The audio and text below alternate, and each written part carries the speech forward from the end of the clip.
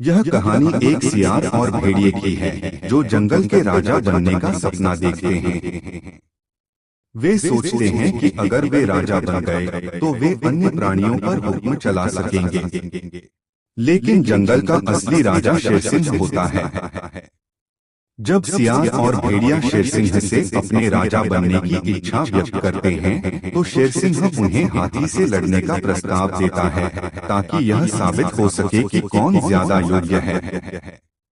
लेकिन हाथी का सामना करने की बात से ही दोनों डर जाते हैं और राजा बनने की इच्छा छोड़ देते हैं। शेरसिंह उन्हें समझाता है कि साहस के बिना कोई भी बड़ा नहीं बन सकता। अंत में दोनों अपनी कमजोरियों को स्वीकार करते हुए भाग जाते हैं और शेरसिंह का शासन जंगल में कायम रहता है। जंगल में एक सियार और भेड़िया रहते थे। यह जंगल हरा भरा और बहुत ही सुंदर था। रंग बिरंगे फूल यहाँ खिलखिलाते और अपनी भीनी भीनी सुगंध बिखेरते। सियार अक्सर सोचता था, काश मैं इस जंगल का राजा होता तो कितना अच्छा होता। हर कोई मेरी आज्ञा मानता और जंगल का हर प्राणी मेरे सामने सिर झुकाता।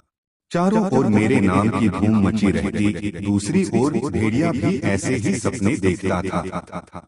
वह सोचता, अगर मैं इस जंगल का राजा होता तो मैं सियार पर हुक्म चलाता, लोमड़ी को नाको चने चबवाता और जंगल के हर प्राणी पर अपनी ताकत का प्रदर्शन करता। लेकिन सोचने से क्या होता? इस समय जंगल पर शेरसिंह का राज था। किसी की हिम्मत नहीं थी कि वो शेरसिंह के सामने आंखें मिलाए। एक दिन सियार खेत से खरबूजे खाकर घूमने निकला था।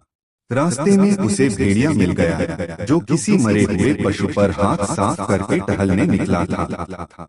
दोनों ने इधर उधर की बातें की। सियार बोला, भेड़िया भाई, अगर मैं इस जंगल का राजा होता तो कितना अच्छा होता। भेड़िया आंखें लाल पीली करते हुए बोला, सियार भाई, अपनी हद में रहो। जंगल का राजा मुझे होना चाहिए क्योंकि मैं तुमसे बड़ा और ताकतवर हूँ। लेकिन मौका नहीं मिला, वरना अब तक मैं राजा बन चुका होता। दोनों बातें करते हुए आगे बढ़ रहे थे कि अचानक वे जंगल के असली राजा शेरसिंह से टकरा गए जो पास की नहर से पानी पीकर लौट रहा था। सियार और भेड़िया घबराकर बोले, महाराज, हम आपसे एक फैसला करवाना चाहते हैं।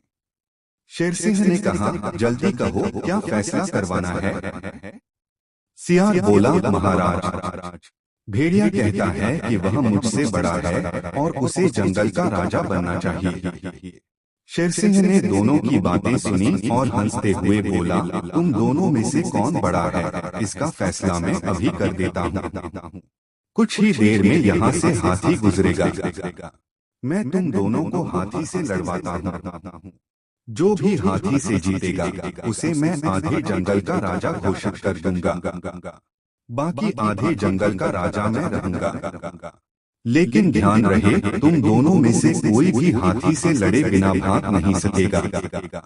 शेरसिंह की बात सुनकर कुछ देर के लिए दोनों मौन रहे, लेकिन फिर सियार रोने लगा।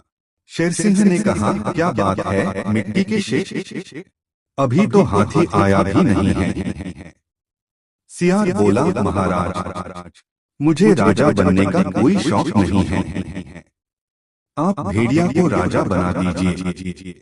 कुछ देर बाद भेड़िया भी कांपने लगा। शेरसिंह ने हंसते हुए कहा, भेड़िया महाशय, क्या ठंड लग रही है?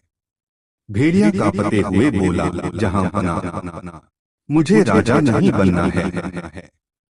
सियार मुझसे बड़ा है, मैं यह मान लेता हूँ, लेकिन कृपया मुझे हाथी से मत लड़वाएं। वह मुझे सूंड में लपेटकर पटक देगा और मेरी हड्डी पसली टूट जाएगी। सियार और भेड़िया घबरा गए। थोड़ी सी आहट भी होती तो सियार और भेड़िया को लगता कि हाथी आ रहा है। शेरसिंह ठहाका मारकर हंसते हुए बोला, हाथी से तो तुम दोनों को जरूर लड़ना पड़ेगा। हो सकता है कि हाथी हार जाए और तुम दोनों में से कोई एक राजा बन जाए। दोनों रोते हुए बोले, नहीं बादशाह, दया कीजिए, हमें हाथी से मत लड़वाइए, हमें राजा बनना मंजूर नहीं। शेरसिंह ने कहा, तुम दोनों आने वाली विपत्ति के भय से आतंकित हो गए हो। अभी तो हाथी आया भी नहीं है। तुम लोगों ने यह नहीं सोचा कि हाथी आएगा तो मुझसे भी तो लड़ेगा। जो विपत्ति की आशंका मात्र से घबरा जाते हैं, वे कभी बड़े नहीं बन सकते। तुम दोनों में साहस की कमी है। आखिर तुम दोनों बेहद कमजोर हो। शेरसिंह यह सब कहता रहा और सियार और भेड़िया वहां से भाग खड़े हुए। आज भी सियार और भेड़िया जंगल में मिलजुल कर रहते हैं, लेकिन वे अब छोटे बड़े का भेदभाव नहीं करते। और आज भी जंगल पर केवल शेरसिंह का ही राज चलता है।